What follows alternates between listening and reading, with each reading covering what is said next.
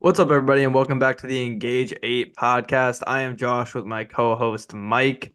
Zach is not joining us today as he is out of town, so it will be just me and Mike on this episode. We will be talking about some of the first round matchups that we didn't get to discuss on our last episode, all of them that ended, as well as previewing slash talking about the four second round matchups that we have. All of them are underway. I believe just the Knicks are 2 games in. Everybody else, I believe, is 1 game in. So we will start with the Pacers. But before we start, don't forget to like and subscribe. Hit the links in our description for all of our socials. Go to the Hashmark YouTube.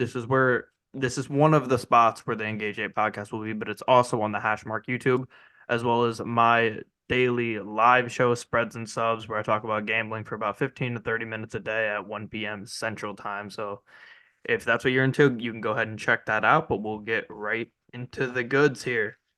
Starting off with the Pacers and the Bucks. The Pacers win this series in 6 games, with the injuries of Giannis and Dame Lillard and Chris Middleton.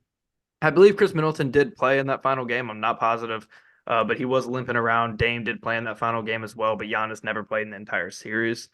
And honestly, there was a couple games here where it just wasn't really close. The Pacers blew them out in game two. They blew them out in game, what is that, four, and then they blew them out in game six. So it was interesting. I was hoping to see the Bucks stars playing this series and see an absolute dynamic offensive series with two teams that don't play much defense. But the Pacers got a gift. They got to play an injured team. You play who's in front of you. And they played in a series where Tyrese Halliburton didn't even play that well for them for most of the series. He didn't score the ball well. He hasn't scored the ball. He didn't score the ball well in game one against the Knicks either, but we'll get into that a little bit later. Um, but yeah, good win for the Pacers to win this series, despite a couple players underperforming. But they had to win this one. They couldn't go down to a Bucks team that had all their players out. And now they get a chance if they can go win a couple games at home to compete with the Knicks and maybe go to the Eastern Conference Finals. Yeah, Pacers, they did what they had to do in this series. Pacers win in six, as I predicted. Bucks, just too many injuries. They were unable to overcome all of them with no Giannis, Lillard missing a couple games. Chris Middleton tried his best. He had some phenomenal games, but it just wasn't enough. The Pacers offense, as we saw in the regular season for the Bucks, was kind of just too much for them to handle. They couldn't keep up. They averaged 113 points this series. Halliburton didn't play his best, but he didn't really, I guess, need to. He averaged 9.3 assists in this series, which was good for him. Siakam played very well this series, 22 points per game, 8.8 rebounds per game. But it was really kind of the other guys for the Pacers that have really been stepping up, especially throughout these playoffs. Obi Toppin's been phenomenal. He had 21 and 8 in game six. TJ McConnell has always just been such a solid player. He had 20 points and 9 assists in that game six as well. And just all around, this team is very balanced scoring wise. Neesmith's been good. Uh, this team is just, like I said, balanced. Andrew Nemhart has been good. Miles Turner has been phenomenal, especially in that series. He's been great from downtown, and the Bucks were just unable to keep up offensively. Bobby Portis, he got ejected, and I think that was game four, I think. He got ejected from, and that really hurt him. Brook Lopez wasn't enough. Patrick Beverly, he played solid defense, especially on Halliburton. And then we see him just trying to give the fans a ball late in the game, and everyone's making a big deal. He got suspended 4 games next year for just trying to give the fans the ball. I don't see that. The fans should be looking. It's like baseball. If they get hit, is the player going to get suspended for hitting the ball out there? I don't know. It's a common theme. Yeah. It always seems like right before he's about to go and his season's over, he just cannot help but lash out. He has a problem, man. And in the words of my center, Yusuf Nurkic, I hope that brother gets the help that he needs. And in the But words of my buddy Draymond Green to Joseph Nurkic, I hope that brother gets the help he needs because he has the worst playoff record in history. So yeah, well, this year was fun for Draymond, wasn't it? Got a couple extra weeks to do the podcast, but um, you ready to move on to the Knicks Sixers? yeah. Okay, so Knicks win this series in 6 games, and this series was maybe the most fun series of all the first rounds. And that includes the fact of the 7 game series that nobody really got to see the first 5 games of. But this series really could have gone either way, even though it was only 6 games. Games two, four, and six, all won by the Knicks. all extremely close games that came down to the last couple possessions. The Sixers had Embiid out all season long, essentially. I mean, not all season, but for most of the season, had him out. Dropped all the way to the 7th seed, had to play the Knicks in the first round, and we're just a couple plays away from getting out of this series and getting to move on to play the Pacers. And honestly, I like this Pacers team. In my eyes, the Sixers are a couple shots away from being in the Eastern Conference Finals. I really do think that Embiid would have eventually. I mean, I guess maybe we don't know. Maybe Embiid would have gotten hurt, but Embiid was limping around this whole series. They still played well. They won game 3 at home and they won game 5 on the road, which put them in a spot where they definitely could have come back from 3-1. But it just came down to the Knicks being clutch. Josh Hart just doing everything. He's been phenomenal for the playoffs this year. Jalen Brunson obviously has been insane. He's probably, I don't even know what his average is, but I'm assuming it's like 35, 36 a game for the playoffs right now. He's been phenomenal. Dante DiVincenzo is all of a sudden just like the best role player in the league. It's crazy. Hartenstein is a dominant center. This Knicks team is super, super fun. I remember when we did our NBA check-in like middle of the season around the All-Star break or maybe right after the Super Bowl. I don't remember when it was, but the Knicks were one of my teams that I did really like, and I liked them with Julius Randle. And once I realized Julius Randle wasn't going to come back, I kind of jumped off the Knicks train. But now it's like, are they better without Julius Randle? I don't know because I personally really like Julius Randle. I think he's a great player. I think sometimes he makes the offense stagnant, which could be a problem for the Knicks because their ball movement is phenomenal. And having a player like him and Brunson kind of really stops the offense from flowing well. But regardless, this next team is super, super good. I think they're going to handle the Pacers very easily. I mean, we'll talk about that here soon, but they handled the Knicks. They won in the close games. And for a young team that has not proven anything in the playoffs so far, for them to win 3 close games in the first round, that very easily could have gone to a team like the Sixers and a player in Embiid who has more experience than almost anybody on the court in the playoffs. They handled business. They won the close games. They deserve to move on to the next round. And I think this is a team that has potential to do some damage, and they're just so fun to watch. Yeah, they're fun to watch. Josh Hart is just leaving his heart on the floor. He's averaged 46 minutes in this series. Played almost every minute of this series. Jalen Brunson has been phenomenal. He's been playing a ton as well. That's just a theme of Tom Thibodeau teams. Brunson averaged 35 and a half and 9 assists in this series. Just took over, willed the Knicks to this one. Josh Hart averaged 12 rebounds in this series. He was all over the offensive glass all series. The Knicks were just getting second chances. They averaged 45 and a half rebounds compared to the 76ers 41 per game. So not too big of a spread, but those offensive rebounds can come back and help. Embiid averaged 33 points. He was phenomenal. He played at an MVP level, even dealing with that bad knee injury. Maxey for the 76ers, he played very well as well. He averaged 44 minutes in this series. How many points? He averaged 29.8 points per game. So it was really Embiid and Maxey trying their best. Oubre was playing well. We continue to see Tobias Harris just not be enough for the 76ers. They should, in the offseason, expect to try to make some sort of move. Batum was okay in the fourth quarter in some of these games, but overall, the 76ers just didn't have enough. The Knicks were winning the close games late. I prematurely called this series early on the last episode of the pod. Yeah, you did. I forgot about that. I said they were over. Forgot about that.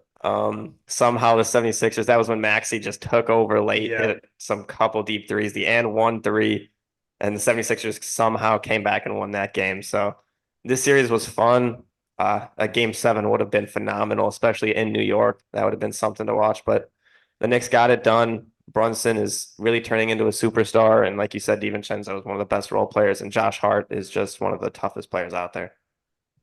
Yeah, I got some breaking NFL news. The Texans have traded for wide receiver Ben Skoranek from the Oh, wow. Rams. Jeez, Big man. get. We're just letting them get everybody now, That's huh? a big get. Streets are saying Stephon that the Diggs Texans like might be Skoranek. Super Bowl favorites after that move. Skoranek X Diggs is a different. Oh, Yeah. how are we Jesus. going to guard that? Yeah, I don't know. Better the whole league needs to reshape the rosters after that move. But all right, moving on here. 7-game series that seemed no one cared about. Cavs, Magic. Cavs win in 7 games. The home team won every single game this series. So in my eyes, the The series series never never happened. started. It never It never started. started. It doesn't start until the road team wins a game, and the road team never won a game. So Unfortunate. in my eyes, this didn't happen. We can just move on then. But yeah, no, this series is just I don't even like know what to make of it. I watched the last few games. I didn't get to watch game 7. I was working, but so you can speak more on that. I don't know if you watched game 7, but I didn't get to watch the whole second half of that game. I But didn't I didn't even know they started at like 11 a.m. I didn't even know what was yeah, going yeah, it was on. crazy. It was insane. But regardless, Donovan Mitchell was not phenomenal in the series. He was just okay. Garland was not good. He was very inefficient at times. The Cavs just couldn't score the ball on the road ever in this series. They didn't score 100 points on the road. They scored 83, 89, 96 in their 3 road games. And honestly, none of these games were particularly close except for game 5 in Cleveland, when Cleveland won 104-103. That was the only close game. The rest of these weren't really that close, making for a very, very uninteresting series. Um, damn, they play at 6 Eastern today. My God. What are these games so early for, man? I thought we had like 7, 8:30 games. God damn. I guess the They night game's gonna start like they don't care. 8:30. They don't care about the Cavs, it seems. Yeah, they don't, I guess, at all. But I Is mean, I that guess game on you NBA TV too? no, ESPN. Thank you. Eastern Conference semifinals on NBA TV would be wild. But yeah, I honestly don't have a ton to say about this series. I think the Magic are a fun team. I think they're super versatile defensively. They are a spot where I think a player like a Zach LaVine would fit in. If the Bulls want to make that move and trade Zach LaVine, I think he would fit in there. They need to go get another guy that's going to be able to go score at will and get you 25, 30 a game. So if they could find somebody available like that, I honestly think that's ironically enough, a place where a guy like Donovan Mitchell would fit in super well if he wanted to go to a new team. I don't think he's going to, but yeah, I think Orlando needs to get another scorer that can create their own shot, create shots for their teammates, and just overall put up more points because they're not scoring enough. They have the defensive chops to go out there and compete with anybody. I don't know. I guess maybe that's a good matchup for them. Or I get no, it's a pretty bad matchup for them against the Cavs. Have it because they're probably the 2 best defensive teams. No, the Celtics are good too, but those two and the Celtics are probably the 3 best defensive teams in the East, and they have to go play them in the first round. I think maybe if they played a team like the Pacers, it would be Pacers Orlando would be a very interesting series. I don't know how that would play out. A lot of defense on the Magic side, a lot of offense on the Pacers side. But at this point, I'm just rambling. I'm happy the Cavs move on. I think they have a better chance to beat the Celtics than the Magic do. And the series never started. Yeah, series never started. It was the only game 7 in round one. Cavs reached the second round for the first time since 2018. Magic haven't reached it since 2010. That's been a while. Paolo Banchero was really the main star of this series. He had averaged 27 points, 8.6 rebounds, and 4 assists. He seems to be merging into like a superstar. He's been phenomenal all season. He's led this Magic team. Unfortunately, he wasn't able to do it in game 7 and finish the job. The Magic had an 18-point lead and choked it. Donovan Mitchell and the Cavs kind of just took over. Magic team overall, they're very young still, so they have a lot of room to grow. Franz Wagner was pretty good in this series. But like you said, it never started. It was never really on TV either. If you're the home team, you were able to win. Banchero, like I said, he played great. It'll be interesting to see how the Cavs go in the second round going against a superpower like the Celtics. But just unfortunate for the Magic to never get a chance to get the series started. Yep, moving on here to the Dallas Mavericks and the Los Angeles Clippers. Let me know if you've heard this one before, Mike. Clippers underwhelm because their stars don't play. Uh, First time for everything. Yeah, yeah. Been there before. I do think this Mavericks team is pretty good, even though I don't think they're going to beat OKC. But regardless, the Clippers, this team was set up for failure. After he left Toronto, Kawhi just stopped playing basketball. Paul George is one of the most overrated uh super superstars in this league. And I completely forgot what I was gonna do before this pod today was I was gonna make a list because we were talking about this the other day off camera about how many superstars there were. I was gonna go through and make a list. And maybe I will if we have to split this into 2 recordings. But Um, Regardless, Paul George, I don't think is as good as everybody tries to make him seem. Harden was phenomenal in this series until the end. Russell Westbrook was great in game 1 and 2, and then was just horrid at the end of this. And it turned out to be let's play the Harden Westbrook uh Rockets team adding Paul George against the Mavericks, and it just did not work out. This Clippers team is just it didn't work. I think it's time to blow it up. There's no reason you should have a guy like I see the vision of let's go get 4 guys who can all create their own shot and hope that if any of them do get hurt because all of them are injury prone, that the rest can pick up the slack. But when 2 out of those 3 guys are completely unreliable, as far as even if they're playing, you don't know if they're going to play great. That's Harden and Westbrook. And then you have 2 of the guys, Paul George and Kawhi, who you don't know if they're going to play. You don't have a guy that's like, okay, they're going to play and they're going to score a ton of points no matter what. You don't have that for the Clippers. You have a lot of uncertainty. You never know what you're going to get. And it's just not a recipe for success. The Mavericks benefited off that. Kawhi didn't play this whole series. I maybe it's a hot take. I wouldn't be shocked to see Kawhi hang it up. Like at this point, what is it? 3 straight playoffs he hasn't played, or I think 3, right? Something 20. like that. I can't even remember, but I know he didn't play in 21 against the Suns. Because he got hurt in that Utah Jazz series. 22, I don't remember, and I don't think he played last year. But regardless, I can't remember. Anyways, I just don't think this Clippers team was ever set up for success. I've never been high on this team. Credit to the Mavs though; they beat who they could beat. I said this on TikTok the other day though. It's funny how like a team like the Mavs beats up on a team that doesn't have their best player. But the Suns got chastised the past couple of years for beating up on teams that didn't have their players in. But it is what it is. Yeah, Kawhi. Um, don't really know what to say. I mean, he only played 2 games in this series, only averaged 12 points. It's tough to defend. I don't know. Unfortunate for him that he always has to deal with injuries, but I don't know how bad the injuries are. Paul George only averaged 19 and a half. He played in every game, 37 minutes per game. That's just not enough. You need more from Paul George. James Harden was their leading scorer, averaged 21 points per game. But it just wasn't enough for this Clippers team. We said that if they can finally put it together, maybe they'll finally be able to make a deep run. And I could see it happening, but they just weren't able to put it together.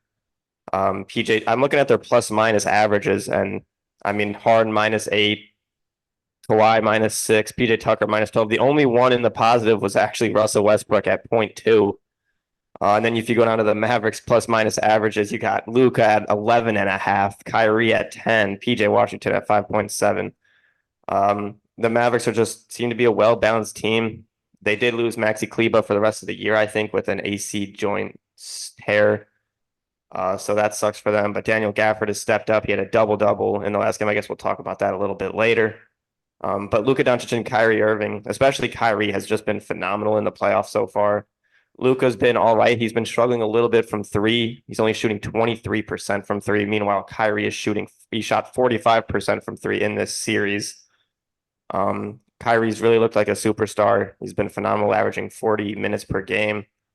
But yeah, talking about the Clippers, just again, unable to figure it out with your superstars. I think it's also has to be time to kind of make some sort of move, especially if you're a Clippers fan looking at the success that the Thunder are having right now with part of your core and all of your draft picks.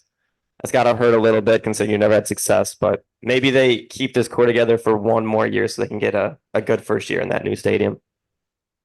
Yeah, I'm looking at, I don't remember 1920, but 2020, 2021, that was the year that Kawhi got hurt in the playoffs, where they made the Western Conference Finals against the Suns and lost. That's the farthest they've made it in this era. 2021, 2022, he did not play the entire season with the ACL injury. I forgot about that season. Last year, 2022, 2023, Kawhi once again didn't play in the playoffs outside of game 1. They lost to the Suns again in 5 games. And then this year plays in 2 games in a 6-game series. They lose in the first round. So, I mean, I don't know as a Clippers fan, how you could like sanely be like, yo, yeah, I want Kawhi Leonard on my team anymore. Like it's just waste of money. You're just pissing away money with him on your team. But, what do you want to do now? Second round? think we've done all the first rounds. Mm-hmm. Okay, which one do you want to start with? You can start with that's up to you. All right, let's start with Pacers next. Because that is the first series. What game? I think that was or no, Nuggets. We'll start with Nuggets Timberwolves. That was the first one. Nuggets Timberwolves. What the fuck is happening to the Nuggets, man? This is just absurd. Gobert doesn't even play. Well, let me not get ahead of myself. Game one, Timberwolves win by 7 in Denver. Jaden McDaniels played good defense, was plus 14, but went over 7 from the field. Cat, Anthony Edwards, both super efficient. Cat was in foul trouble again, as he's been this whole playoff so far. But still finishes 8 for 13. Wildly efficient. Anthony Edwards, 43 points, was phenomenal. And then Naz Reid, 7 for 11, 16 points. My goat. But the story of this series so far is Jamal Murray, who's just been horrible. He was 6 for 14 in game 1 for 17 points. And then I'm pulling up game 2 stats in front of me right now. I think it was like 3 for 18 or something like that. Jesus. ESPN is killing me with the audio right now. Oh my God. It's deafening. Jamal Murray's well, shooting 25% from 3 in the there we series go. so far. There's 15 videos open on this thing right now. This is insane work, but okay. I'm just gonna battle through it. 3 for 18. I'm getting ads blasting in my ears right now. Adversity. Yeah, adversity. They lose by 26 points at home to the Timberwolves. And honestly, man, I don't know what the Nuggets can do. I mean, Jamal Murray's just getting trampled by Ant, by Jaden McDaniels, by Mike Conley, whoever they want to throw at him. It's working.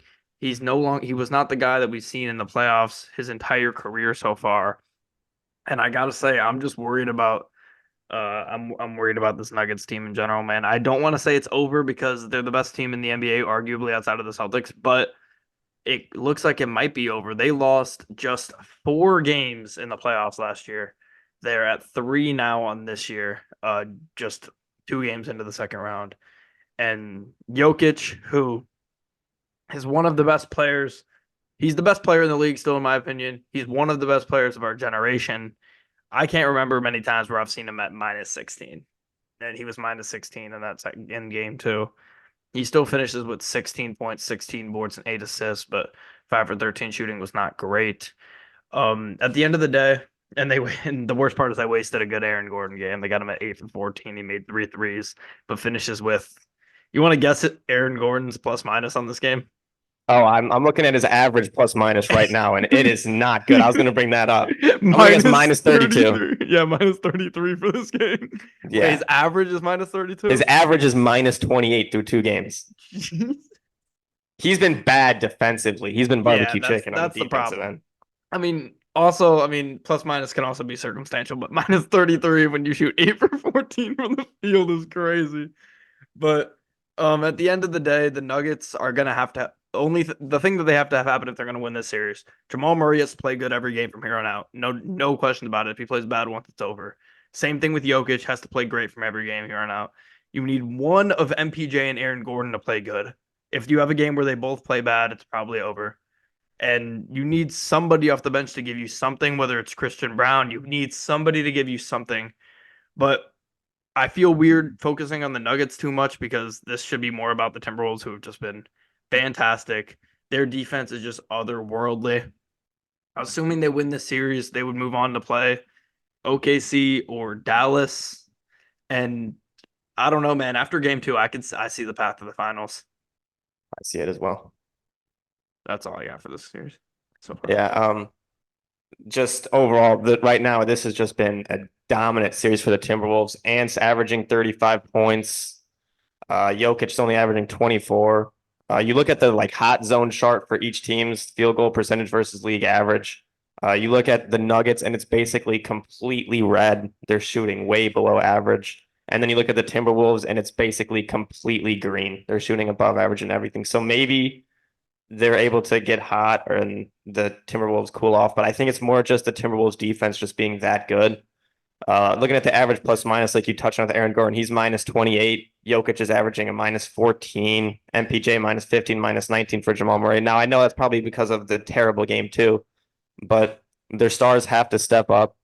They're just not playing up to par. Michael Porter Jr. is shooting 35% from three. I mean, that's a good number. It's really just Jamal Murray, like you said, has to step up and score buckets. But Jaden McDaniels has been phenomenal on him. Nickeil Alexander-Walker has been phenomenal on him as well. Naz Reid has been great in this series. He's shooting 50% from three, averaging 3 3-pointers a game. Cat's been good. He's been in foul trouble a little bit, but overall, when he's on the court, he's one of the best players out there. He's shooting 55% from three, 64% from the field. I mean, Ant's shooting 61% from the field on 35 points per game. That's just phenomenal. I mean, they missed the defensive player of the year for the fourth time. Shout out Rudy Gobert for winning his fourth defensive player of the year. And they were still able to just completely shut down the Nuggets team. The Nuggets are averaging 89.5 points through 2 games. Way below their averages. Yeah. Jaden McDaniels, he hasn't been scoring. He only has 2.5 points per game so far, but he has averaging a plus 20. Just an elite defensive player. Kyle Anderson's been very good defensively as well. Shout out Luka Garza for getting 3.3 minutes per game so far through the series. That's how you know it's bad. Yeah. For one team at least. And the Timberwolves are also missing. Well, he's there, but Chris Finch is not completely on the sidelines. Yeah. Can't get up with I think he tore his patellar tendon or whatever. You have the stats pulled up? I have their averages pulled up. Did TJ Warren get in the game at all this series yet? TJ Warren has not touched the court yet, unfortunately. I didn't realize he was on the Timberwolves till like last week when I saw him against the Suns. So. Yeah. Monte Morris has touched Monte Morris has touched the floor in both games, though. That's big. Really? Can't let Monte Morris touch the court. But yeah, Nuggets just got to figure it out. They have to start scoring more efficiently. They're gonna have to figure it out quickly, otherwise the series could be over fast. Yep, moving on here to Knicks Pacers. Knicks are currently up 2-0 as we record today on Thursday afternoon. They'll still be up 2-0 by the time we get this uploaded. But Knicks have been great.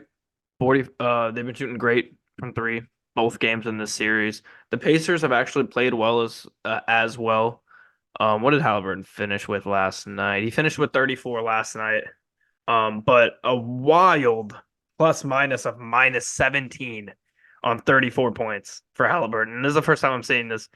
That's crazy. I was popping in and out of this game. I didn't get to sit down and really lock in on the full game, but Brunson gets hurt and this one comes back. OG Anunoby gets hurt, doesn't come back.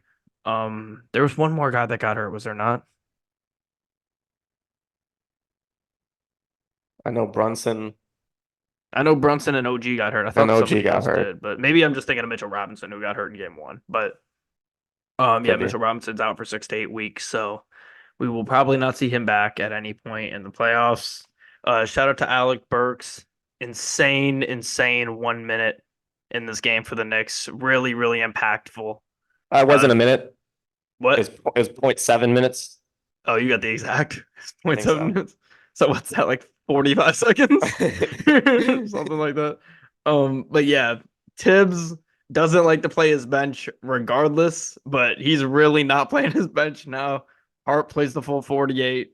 DiVincenzo plays 44. Brunson only plays 32, but that's only because he had to miss some time. Same thing with OG at 28. Hartenstein plays a full 39.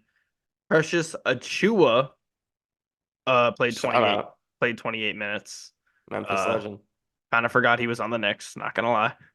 But yeah, the Knicks have been good in the series so far. They defended home court at MSG like they needed to. If they're shooting this well from three, I mean, how many threes has DiVincenzo made this series already? 6 and 5, right? Did he make 5 in the first game? Yeah, so he's made 11 threes in 2 games. He's been just phenomenal. If DiVincenzo and Josh Hart are playing this good, and you add in Jalen Brunson, who's one of the better players in the playoffs right now, as well as OG Anunoby, who's one of the most versatile players, this next team can really, really do some damage. I'm worried about the depth. I'm worried about guys getting tired, assuming they win this series and move on to play the Celtics. I'm worried about guys just being fucking gassed when it gets the time to play the Celtics or in the finals. So I would not predict the Knicks to win just because it's just not sustainable to have your whole team play 48 minutes every single game for an entire playoff run. It's just not sustainable. But they're so fun to watch, like I said earlier. And honestly, if I'm naming off the top of my head, top 5, 7 teams in the NBA, there's no way I'm leaving the Knicks off that list. Yeah, it'd be tough to leave them off the list, but I really just we haven't talked about the Celtics yet. I just see the Celtics walking through the East at this point. Me too. Um, I love this Knicks team. I'm with you with that. It's just Josh Hart having to play 48 minutes a game. He's averaging 48 minutes in these first 2 games, so he's played every single minute so far of this series. He said, I think, post game yesterday that he feels gas, but he's just fighting through it. He's using his religious views to help him keep going, so good for him. DiVincenzo averaging 43 minutes. OG Anunoby averaging 35. They're just playing so much. I love Tom Thibodeau, but at some point you got to be able to give these guys a little bit of a rest. Hopefully you're able to sweep them, and maybe the Cavs push the Celtics a little bit so you can give your team a little bit of a rest, but I don't really see that happening. Hartenstein has been very good for the Knicks as well. He's averaging 13.5 points per game, 9 rebounds. He's been good. But Dante DiVincenzo averaging 26.5. You're getting 20 plus points per game from the 3 Villanova guys, with Josh Hart getting 21 and Brunson obviously getting 36. You got OG averaging 20.5. So this starting lineup is just putting up numbers, and that's what they need to do. But the Pacers have been in every single one, both of these games very close. They could have won both of these games, especially game one. The refs have definitely been benefiting the Knicks so far early in the series. It's been a big topic of discussion. Halliburton had a great game too. Miles Turner had a phenomenal game one. Obi Toppin has again been very good this series. Ben Shepherd has been good as well. This Pacers team is very deep. They have to hope that this will pay off as the longer the series go on. They can continue to have their guys rested and playing better late in the series than the Knicks, and maybe they're able to make a run, but we'll see. Reggie Miller announced the game. I was beefing with the fans, and Josh Hart came over and told him that the fans would tell him to saying "fuck you" to Reggie Miller. So, the Pacers got to be able to protect home court and just keep the series going as long as possible, and hope that the Knicks tire out. Alrighty, moving on here to Celtics and Cavs. We're only 1 game into the series, so we can look at it pretty face value in this one. Outside of the last like 3 minutes of the third quarter and then the entire fourth quarter, the Cavs were in this game for a while. If you are you looking at the game right now, like the stat sheet? Yeah. Look at the first quarter compared to the second quarter in this first game. Oh, I don't have that. Pulled up, but I can get it pulled Boston up. 40, Cleveland 34 in the first quarter. Boston 19, Cleveland 15 in the second quarter. So just a wild disparity there. It was insane that Boston even scored 40 on this Cavs defense in the first quarter, but they hung in there. I was leaving the house with like 3 minutes left, and it was like a 10 point, 3 minutes left in the third quarter. It's like a 10 point game. I get to my destination, the game goes on, and it's a 25 point game, and I don't know what the fuck happened. So I don't have much of an explanation, but Boston must have went nuclear in the fourth quarter. Um, this Boston team is just honestly, I don't want to say unbeatable, but I just don't see a team in the East being able to stop them unless the Knicks somehow aren't affected by playing 48 minutes a game. But I think the Celtics are going to win this in three games. 3 games. Wow, that is a record-setting series. 5 games. Boston in 3. Boston in 3. Come on. There should be a rule that if you win the first 3 games by like 25 points each, that should be around. I think that needs to be a rule. But no, I meant to say 5 games. I think it's going to end in 5 games for the Celtics. I think eventually the Cavs are going to get hot, and their defense is good enough that they'll be able to hold Boston. But just some big storylines this playoffs. Jaylen Brown, who I've been very critical of, has been the best player on the Celtics in the playoffs so far. Tatum has not been very good. His I wrote this down somewhere because I was talking about it on my show this afternoon. It was something about Tatum. Let me look. I wouldn't even say Tatum's been a top 2 player on this team so far in the playoffs. I agree he hasn't been. Are you talking about Derek White? I'm talking about Derek White. Yeah, I agree. Where is it? Okay, yeah. Tatum, 25 points per game in the playoffs. That's down 5.7 points from his regular season average. Shooting 40% from the field in the playoffs. That's down 6.5%. And he's shooting 25% from three, down 12.6% from the regular season. He has not been good so far. I've never thought Tatum was as good as people make him seem, and right now he's proving me right. We'll see how long he can prove me right for. But the thing is, it just doesn't fucking matter for this team because you have enough guys that can get it done. Porzingis isn't even playing, and you're not even in a tough spot. Um, uh, Good news for the Cavs, I guess. Jared Allen hasn't played, so maybe when he does play, something will change. Going to be a lot harder to drive with Jared Allen and Evan Mobley down there. Even though the Cavs do historically play better when one of them's out and one of them's in, but regardless, I think that will help the Cavs out at least a little bit with depth at the big man position. But I don't see this series going more than five. Yeah, so far in this series, Jason Tatum is, well, it's only one game in, but Derek White has looked phenomenal. Jaylen Brown was great. Jason Tatum didn't have his best game, had 18 points. Meanwhile, Derek White, 25. Jaylen Brown, 32. I still think Jason Tatum's a superstar by that's not even a question. But the fact that this team is just so good, it makes him have to work so much less and put so much less pressure on him. It's got to be easier to play. He shot 36% in game one. Derek White shot 56%. Jaylen Brown shot 67%, 12 for 18 shooting for him. He was just phenomenal in this first game. They were able to shut down the Cavs offense, which doesn't seem to be the hardest thing to do.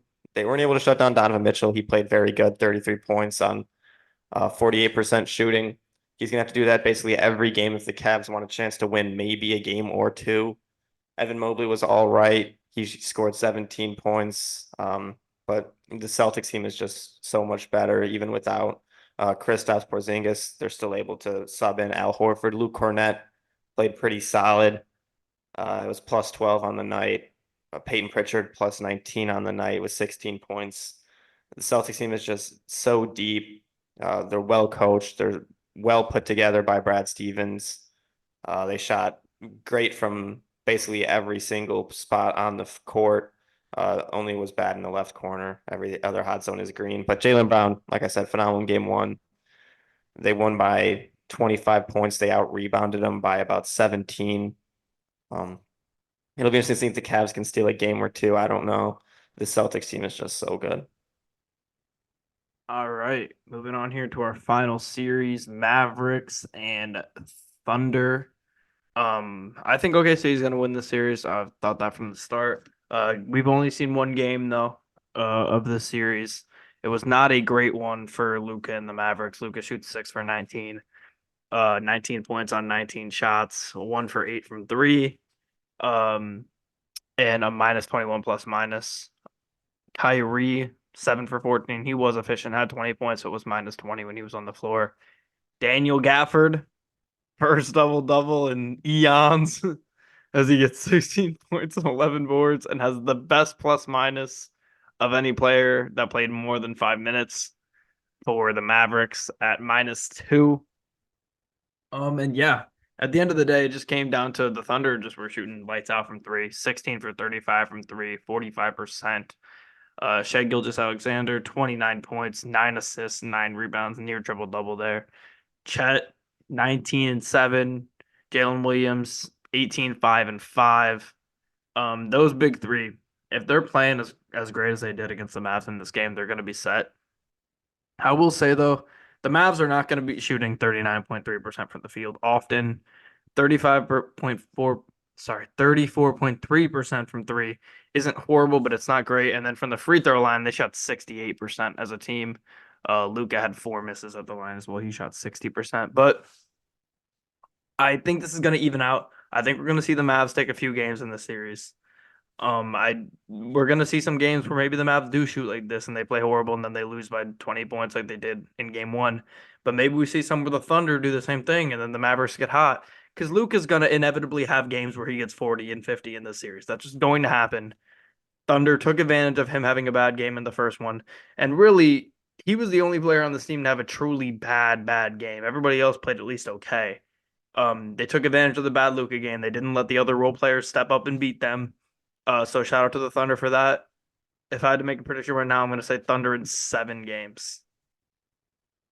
Yeah, I like that prediction. I hope that happens. That'd be fun just to see another game 7. Thunder were just a better team in this game, obviously. Aaron Wiggins was phenomenal. He was plus 18. Very good defensively, very good hustle. He had what, 5 rebounds, shot 75% from the field. He was very good. Lou Dort, they said their game plan for Luka Doncic was to get Lou Dort to show up on time, and that's what he did. And we saw Luka have one of his worst games so far the playoffs. He hasn't been great in the playoffs shooting wise. That continues here. He only shoots 12% from three, like you said, 1 for 8. He needs to step up. He cannot have another game like this. Otherwise, it'll probably be another loss for the Mavericks. Kyrie tried his best. I guess he had 20 points. Wasn't really able to get it going like most players on this team, but it's the long series. It's only game one. Maybe they're able to figure it out. The Thunder are still young. They're still yet to lose the game. So if they lose the game, maybe that'll change their mindset in these playoffs and throw them off a little bit. But like the Timberwolves, as long as you keep winning, there's really no issue. And if they are able to take game two and go up 2-0 in this series, it'll be tough for them to not win, in my opinion. Shea shot 2 for 4 from three. That's good for him. 29 points.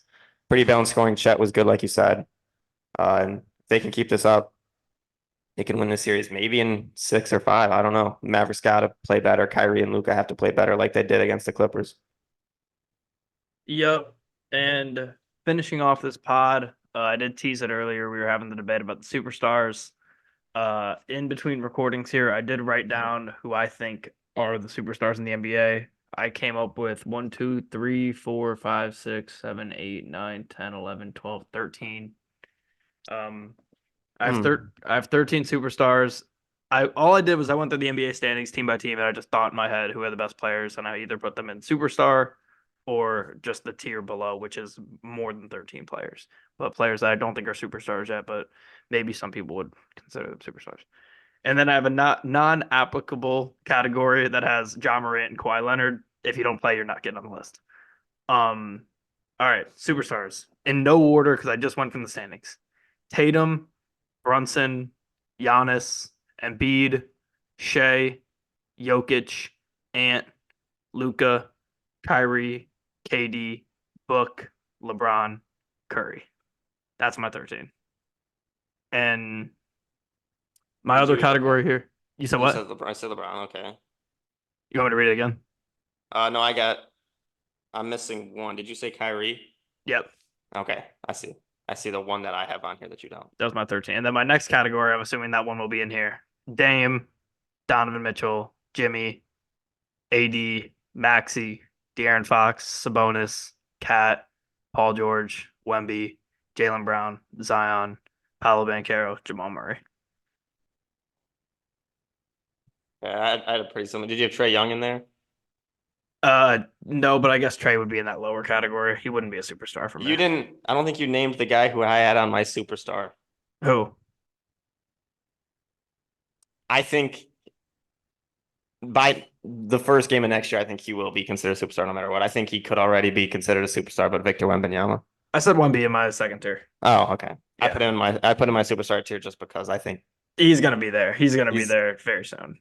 yeah, that basically very similar. I have my second tier is questionable. I could see them going in Jimmy Butler. You said that. I could see him being considered a superstar, but the injury and this being his time of the year, not able to prove that he is a superstar. That one's close. Donovan Mitchell as well, very close. I'm really tempted to put Paolo Banchero in my superstar list just because he's really carried this Magic team, and I can see him like Wemby just being a superstar early next year. I think he's that good. And then the one that we had mentioned, we had kind of debated earlier when we had talked about it. It's almost hard to not put Gobert in a superstar list. I don't know. I mean, his game isn't fun. It's not flashy at all. But 4-time depoy.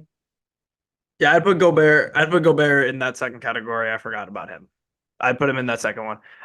In my eyes, you can be the best defensive player in the world, but if you're not at least a good offensive player, you can't be a superstar. In my eyes, you can't be like just a bad offensive player, and he kind of is, to be honest. Like he's tall, but like outside of that, he's not skilled on offense anyway. Who did he tie the record with? Because he won Defensive Player of the Year for this year, solo from Wembanyama. Was it? I think it's Hakeem. Yeah, it would make sense. Or Oh, Dikembe and Ben Wallace are tied with Oh 4. yeah, Ben Wallace. That's what I was trying to think of. See, Yeah. Ben Wallace wasn't a great offensive player. Neither was Mutombo. Would you Yeah. consider them superstars? I think so. Ben Wallace won an NBA Finals, didn't he? That's true. Gobert, I mean, hey, Gobert could be well on his way this year. Yeah. I mean, I wouldn't put him as a superstar, but I understand not putting him a superstar, but he's right there. yeah, he's a great defensive player. I think Zion had the potential to become a superstar in this I had playoffs Zion if in that he, second tier too. yeah, if he wasn't, unfortunately, if he could stay healthy and be able to try to make a playoff run. I But almost considered putting him in my NA. yeah, I mean, I can, I considered that. I mean, I think this. What about Glass Day-to-Day Davis? Then Almost also him going in considered that him, but name? he played a lot this year though, so I'd He give it to did. him. I almost considered him for superstar, but I decided to hold back. I consider him. I would be perfectly fine putting him in He's superstars. him, Dame, Donovan Mitchell, Sabonis, Paul George. That's my top tier of the second tier guys. Yeah.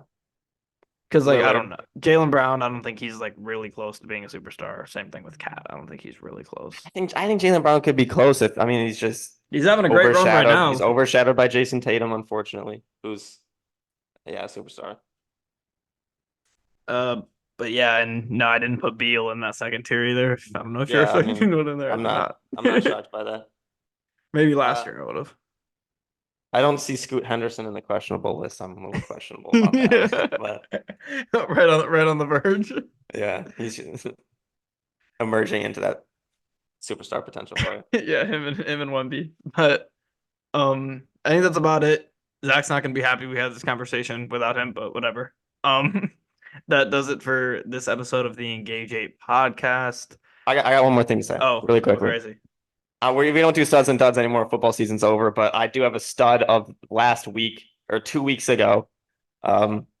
In my predictions for the NBA tournament, I kind of cooked. I had OKC in 6, they won in 4. Dallas in 6, they won in 6.